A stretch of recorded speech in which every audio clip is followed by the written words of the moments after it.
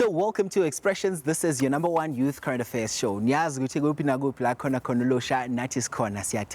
we also hope that you guys at home are keeping safe. So today's conversations are around the arts and craft sector, wanting to find out basically whether the people who take pride in their craft get the support that they so need and deserve. So it's only fitting our conversations and we set the tone for you, Mbugeli Lapekaya. We do it by speaking to a young man who turned his passion for music into a global sensation. His name is Master KG. Let's go have a conversation with him.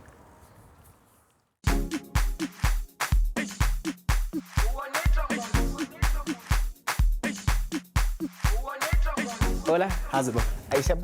Good. Thanks for having us, man. My brother, how have you been doing? How have you been since Jerusalem and everything else that came with it? Yo, it's been hectic, it's been blessings, it's been a lot of success. Things, been good actually, no complaints. I don't have any complaints. Yeah. So mind you, on Expressions today, we are basically just, touching base with people in the arts and culture sector. I know what you also, basking in the glory of your new ambassadorial role. Definitely. So I just want to know, do you think people in the arts and craft sector are receiving the support that they need? There is support. At the same time, I feel like there's not, because it's hard, to actually end up getting where you want to get, because no one is showing support, no one it's gonna put something, maybe a budget down or anything, or help you with anything. You have to just fight for yourself. Once you do make it, there is help. There is a lot of opportunities that comes also. You have to come up first. And make it first, and then after that, that's where you can get support. But rather than that, you have to fight for yourself, fight all those battles to be yourself, show them, this is me, I'm here and I'm doing this, So now we're going to perception as well with young people. I know a lot of young people want to get into the music business and they think it's all glitz, glamour, it's all fame. What would you say to Olusha or Lunjala right now who are dreaming of following in your footsteps? What I would say is that, it's very important to find what you love.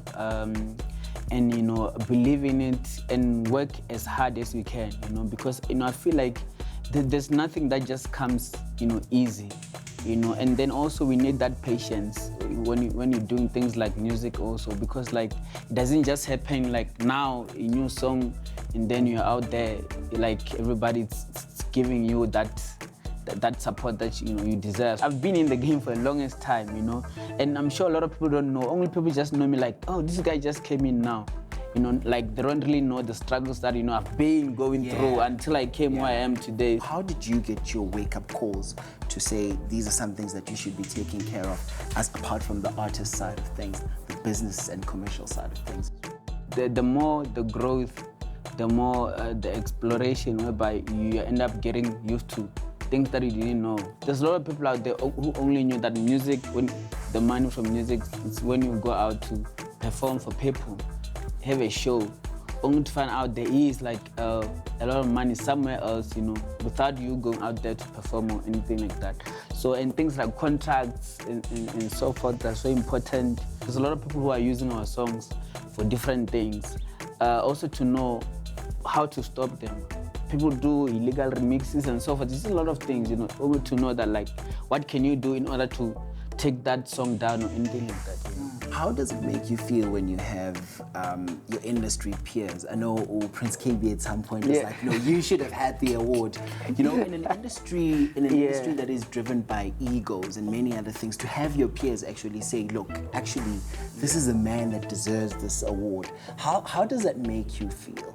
There's a lot of people, from the industry that, also myself, when I was still, coming up, I looked up to them because they were doing so great. To see them showing that love and respect, it's something else. It shows you that you're doing the right thing, you're going to the right direction. One thing I love is that, I just came up with no drama, and that's what I just wanna keep that same energy going forward. Just to grow without any drama, beefing with anyone or fighting with anyone. That's what I love also, that, it's a success, that it's organic, blessings from God and just hard work, So, yeah. it's amazing. Yeah, man, we have to thank you so much, and we wish you all the best going forward, and we're looking forward to more hits in the future. Definitely. Thank you so much. Thank you so much. Well, you heard it again, Bugeli. I'm so excited about this conversation. So many takeouts for me, from his growth to how everything happens in the business. You heard it on Expressions. This was an exclusive on your #1 youth current affairs show. Let's quickly find out what you have to say on the streets. Art comforts the disturbed, and disturbs the comfortable. Art is an expression from small things like a painting on a wall, graffiti. That's someone expressing themselves. Art is part of the soul. So each and every soul, as much as we may be connected to each other, be very different. Art is a form of expression. It's a form of an identity. It's a culture that we've built around who we are as individuals, especially growing up in Soweto.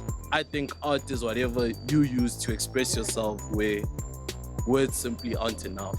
Art is a way of describing what your soul is about, who you are. In terms of what your personality is and how it shines through, I think that's what it is for me. Looking at the art landscape in our country, we can certainly do more to improve the art exposure. And are we doing a lot? Are we doing enough? I don't think so. Because there's still others that are still, unable to share what this art is about. We can use the internet to describe who we are. We can use the internet to say who we are. And by art, we can connect each other's souls. When you go to South Africa, you have to experience their art. When you get to Soweto, we have our own art. Art doesn't have to be a painting. In the way we speak, Ola, Exe, that's our art.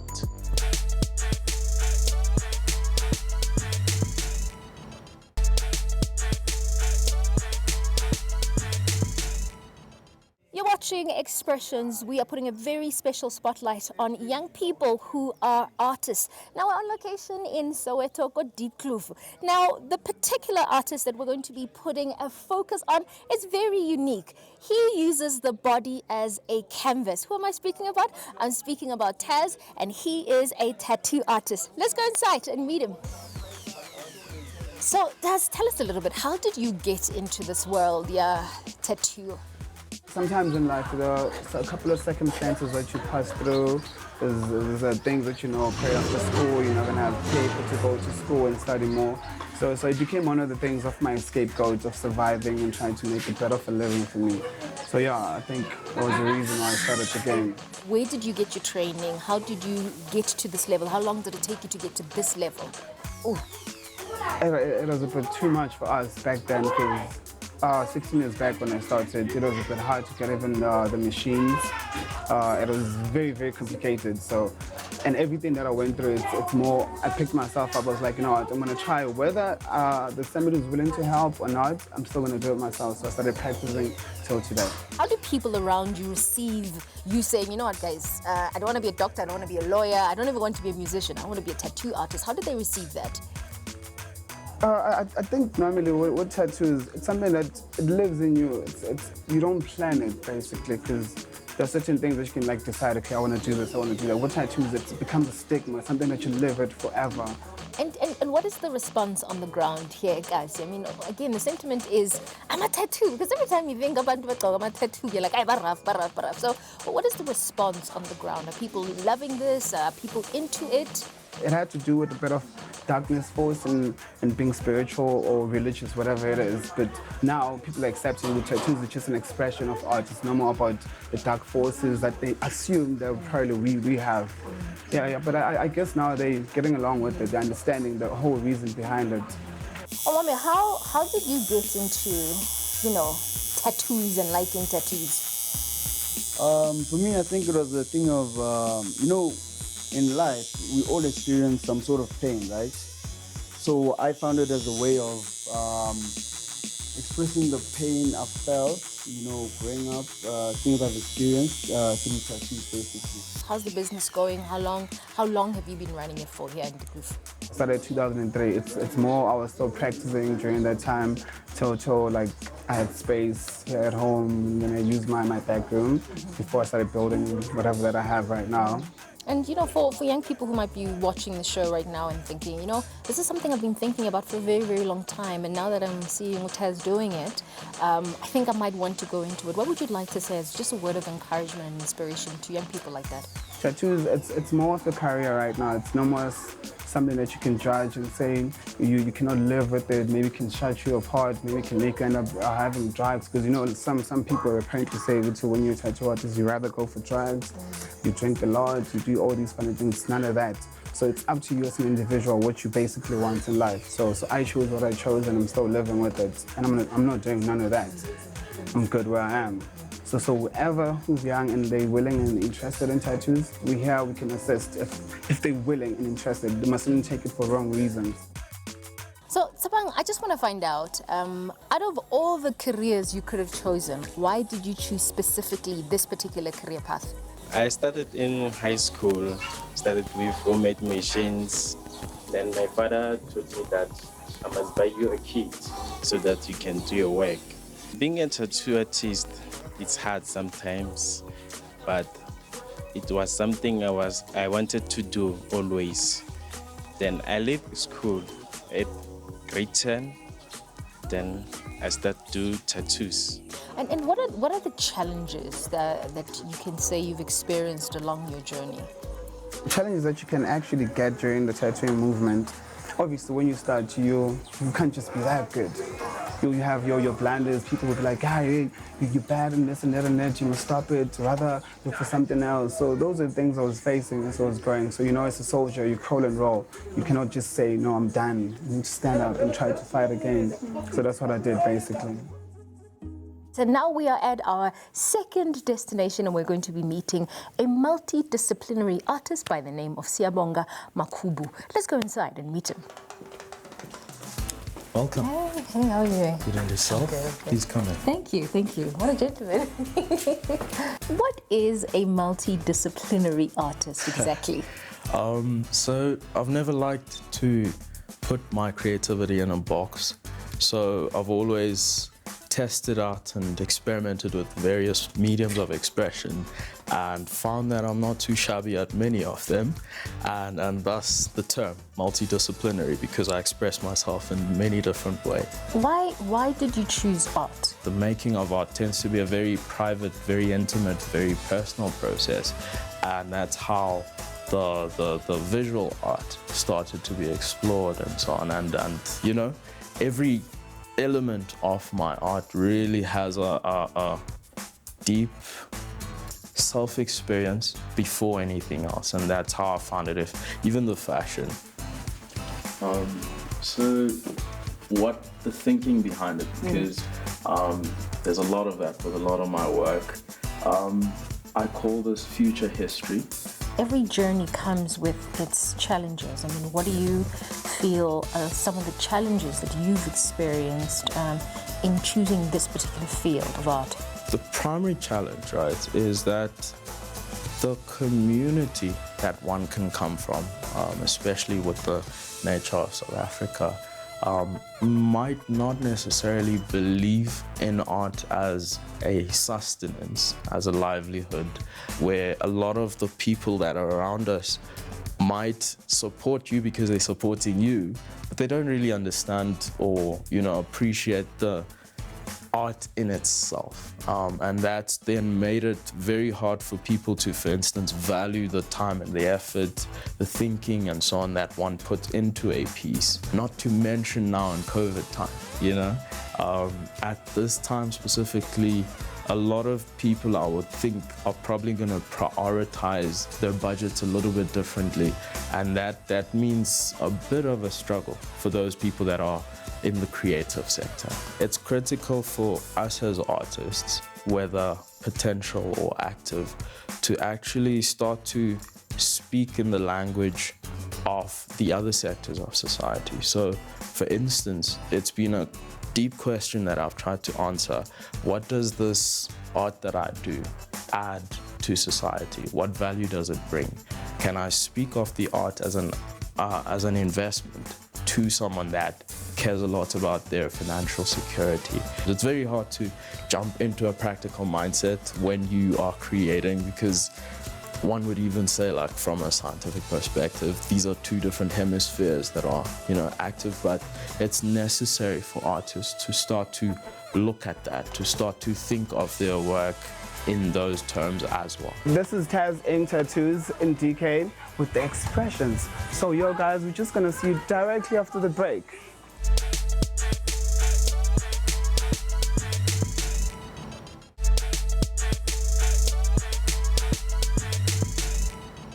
Welcome back. You're still with the Expressions, and this is your #1 youth current affairs show. So as we continue to find out whether the young people in the arts and crafts sector are receiving support that they should be getting, we're visiting a young person now, Mveliso Ngaba, who's a 29-year-old from Ivory Park, who gives a classic example of what the situation of turning lemons into lemonade should look like. Let's go meet him.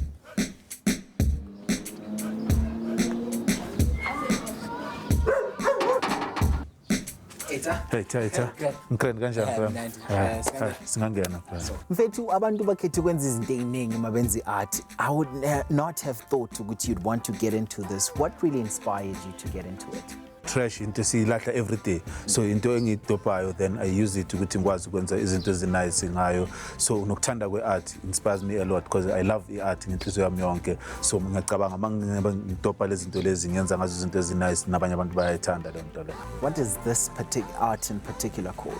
This one, it's a recycling art. Yeah, a recycling art. Lena I use recycling materials ukwenza lokho.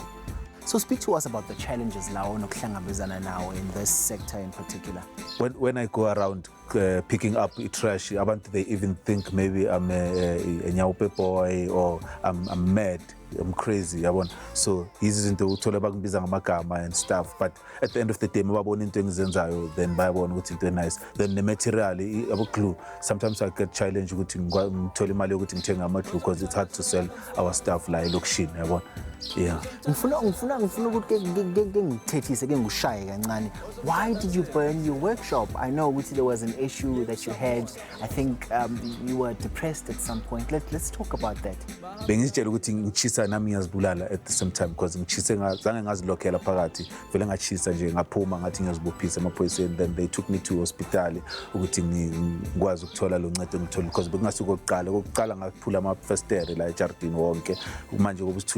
ngihita futhi kwaba ukuthi ngichisi workshop yami yonke into yami bengiyenzile yachela khona lapha phakathi. Mfethu yazi ngichazwa indlela that you've depicted township life ngakhona and certain rural areas as well. Ngiyabona khona nekralnyana lapha yana ma toilets nyana. Perhaps maybe you can take us through some of your work and what really brings it to life for you. Ngihlale ngihamba vele phakathi kwazo indawo lezi yabona mangiyodobha material yami ngihamba phakathi kwazo so ngiyazibheka ngizibhekisise ukuthi mangizobuya ngiyenze vele ibukeke for real like vele ubone ukuthi hiyo leyo nto leyo. So I use the material le ukuthi ikhona vele khona lapho kuleyo ndawo lezo. So the big question with umuntu omusha, I'm sure ubukele Expressions right now, would be, can you make money out of such work? Yeah, because nami ngiyaphila ngayo into engiphilisayo because I'm not working, so ngiyathengisa lapho nalapho lezi ezithengisekayo ezincane amaphisi amancane ngiyawathengisa, but my dream ukuthi ngibe ne gallery yami ukuthi ngizozidisplay then ngenza imali ezongena ibe oncoming njalo kanjalo yabo. Nosiphe ake ningitshele kahle ukuthi nina yini into enilethela kahle ukuthi nenze ama crafts nani. I-crafts sisuke sithanda sasebancane kakhulu. Manje i-reason ukuthi sicubeke siyenza ukuthi abantu bayasincoma and futhi basimotivate nokuthi senze izinto lezi. Into engilethela ukuthi ama-crafts ayangilentuzanisa. Angishaya ngaphakathi ngoba ngawathanda kakhulu. So ngathini kwabanye abantu abasha babukela bafuna ukufana nani abafuna ukwenza ama-crafts? Into esingabatshela yona ukuthi like bangazwi ngabantu ukuthi bathini. Lezi zinto lezi batshelwa abantu bangazinaki and bona bakumele baqhubeke ngalento abayithandayo. I want to know from you, Njengomuntu Omusha, do you think young people get enough support from the government? Not really, but bayathola yona support, but basishoda ngendawo, like i-government mayengaba yenzela indawo whereby bayazi ukuthi intsha itholakala endaweni, because khona ama-youth center, but ama-youth center our accommodate abantu bama-art lawa afana nowethu. So yabona, ama-youth center uzothola abantu abayenza ama-gumboots there, uthola abantu abayeculayo and stuff, but you can't aba-actayo, but you can't find abantu abayenza art. So I'm willing ukuthi ngathi bangancedeka nabo abantu abayenza art efana nethu babe ne-space sabo ukuthi kuzokwazi ukuthi batholakala endaweni eziningi.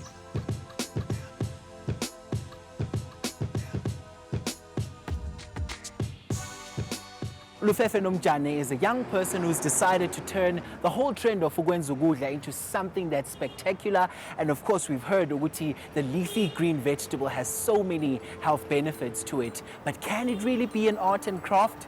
Let's find out. So thank you so much for your time on Expressions. It's great to have you on the show. Absolutely pleasure. Mfethu, so we've been busy debating on Expressions, me and the producers on the show, whether can food really be a form of art? Yes, indeed. I mean, if you're looking at food itself, it's actually a form of art because it's a combination of ingredients. So once you have to definitely mix up some ingredients, then that's also art. But also as well, if you're looking at like the terminology behind the chef, in Italy they call them culinary artists. So culinary artist means that you are able to be creative behind the food. Remember now, you gotta be eating for your brain, you gotta be eating for your heart, you gotta be eating for all the organs of your body. So it needs artists and the mind of an artist to prepare that food. Talk to me about why is it so important to have young people get into a space of entrepreneurship, especially in this day and age where we have a nation that's still recovering from COVID-19? Well, COVID-19 should be proof of that you can't really depend on a job, because on a job you're trained how to work, which means you're replaceable. But whereas if you're doing something that you're passionate about, no one can fire you. No one can fire Lufefe from doing what he's doing. This is his invention and he's going forward with it. He's expanding instead of contracting. Yeah. All right, so now in comes another form of art as well. There's a book in the mix. Talk to me about that. This book is about self-discovery, eating healthy, controlling your lifestyle. So we decided to incorporate it here because this is going to be a concept store. So the story is that you started this business with just 40 bucks. 40 rand, kanjani? Here in South Africa, you definitely have to start something out of nothing and then people will nod. And after that, they will ask, who will buy it? And then once you get someone buying, then at least you get attraction. Sit down, pull on my thinking caps as to what is it that I have. And what I have is enough to start the business. It was 40 rands, a neighbor's oven and kitchen, 4 bunches of spinach from a garden that I used to volunteer from, and the intellectual capital. The combination of those resources became capital, and I started with 4 loaves from 4 to 8, 8, 16, 16, 24, as I was baking during the night and selling during the day. And remember, for me to sell, I had to educate first. So there was no sale without education, to a point where people got educated, and from there the business grew to these branches that you have, including this one in Johannesburg today. Asikhulume ngama challenges oke wawafacea mhlambe getting into the sector. So us as the slow food, organic, and as well as healthy food or healthy eating conceptual, we wanted to make healthy foods convenient, cheaper or accessible, and also innovative. Because we believe that if you eat healthy, you will live healthy. If you live healthy, you will act healthy.